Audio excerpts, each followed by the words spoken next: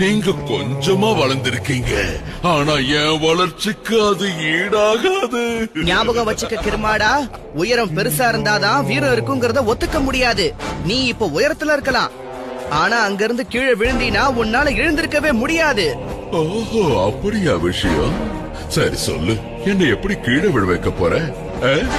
சொல்லு, என்னை எப்படி கீழே விழ வைக்க போற? இந்த பூச்சி மாதிரி இருக்கிற படைகளை வச்சா?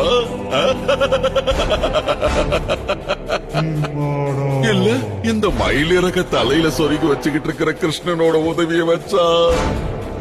எத்தனையோ தடவை என்ன அழிக்கிறதுக்கு நீ முயற்சி பண்ண, ஆனா உன்னால வெற்றி அடைய முடியல.